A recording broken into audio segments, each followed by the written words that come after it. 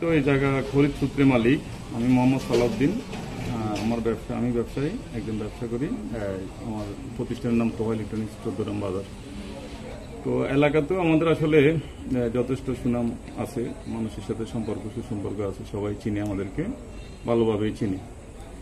এই জায়গাটা হচ্ছে আমি খরিদ সূত্রে মালিক। এই জায়গাটার মূলত মালিক হচ্ছে আমার চাচারা, স্বাস্থ্য চাচা হয় আমাদের সম্পর্কে। হ্যাঁ, তো ওনাদের এই জায়গাটা নেওয়ার পরে দীর্ঘদিন ধরে আমরা ছোট থেকে দেখে এসতেছি এই জায়গা নিয়ে ঝামেলা চলতে আছে, করতে আছে, এটার আর শেষ হচ্ছে না। তো উনারাও আসলে বাড়ি ঘরে থাকে না, প্রবাসী, সবাই বিদেশ থাকে। আর আমার চাচা একজন মারা গেছে, ইয়াসিন, আর বাকি দুইজন আছে। একজনের অবস্থা যায় এখন বড়জনের, আরেকজন ইতালি থাকে ফ্যামিলি সহ। তো উনারা বাড়ি ঘরে কেউ না থাকাতে এই যে এই দুষ্ট লোক, এই যে দুশ্চরিত্র লোক, এই যে লিটন, গাজী লিটন, আমাদের প্রতিবেশী, সে আসলে এইগুলোই করি খায়। সে সেখানে কোথায় কোন দুর্বল জায়গা টোয়ায়, সেখানে কার জায়গা দখল করবে, এগুলো নিয়ে আর হয়েছে মাথা ব্যথা। তে আবার ওই যে আপনার আদালতে আপনার এই সে দালাল, সবাই বলে মরি না, সে হচ্ছে দালাল, আদালতে দালালি করি খায়। তো মানুষের এই দুর্বলতা জিনিসটা নিয়ে সে এগুলো করে, মানুষকে আঘাত করে।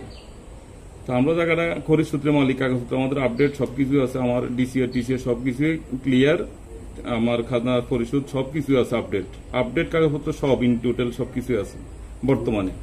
এবং আমি হচ্ছে আপনার বললাম তো খরিদ সূত্রে মালিক, আমার রেজিস্ট্রি হয়েছে, সবকিছু আছে আপডেট।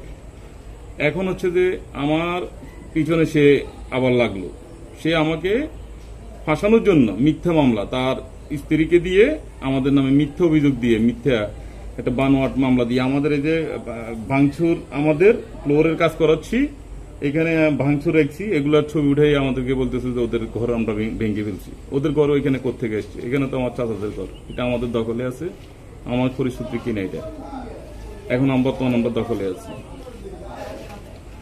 এখন হচ্ছে যে সে মিথ্যা মামলা নিয়ে মানুষকে কিভাবে প্রতারণা করবে এই চিন্তা ভাবনা আছে। তার সাথে সে আমাদের জমি সংক্রান্ত না যাইয়া সে মিথ্যা মামলা দিচ্ছে। আর আমাদের কাছে চাঁদা দাবি করছে, আমাদেরকে 3 লাখ টাকা 4 লাখ টাকা সে চাঁদা দাবি করছিল। সে চাঁদা চাই বললো যে তোমরা যদি কাজ করতে চাও তাহলে আমাকে চাঁদা দিতে হবে, না হয়তো বা তোমরা এখানে কাজ করতে পারবে না। এই হচ্ছে ওর অবস্থা। এখন আপনি কি চান? এখন আমি সরকার কাছে চাচ্ছি, আমি আইনের প্রতি শ্রদ্ধাশীল। আমাদের ডকুমেন্টস যা আছে সবগুলো দেখে আমি চাবো আমাদের এই পৌরসভার আমাদের 14 গ্রামের এসিল্যান্ড মহোদয়ের কাছে চাইবো যে জিনিসটা সুরাহা করে দেওয়ার জন্য। হ্যাঁ, সুন্দরভাবে জিনিসটা দেখে কাগজপত্র যার ওদিকে উনি একটা রায় দিয়ে দেখ, ওইভাবে একটা স্থায়ী সমাধান করে দেখ। আমি এটা ওনার কাছে দাবি রাখতেছি, জোর দাবি রাখতেছি। কারণ হচ্ছে যে বারবার এগুলো নিয়ে আসলে ফেরাশন হওয়াটা আসলে নিজের কাছেও লাগতেছে না। ঠিক আছে।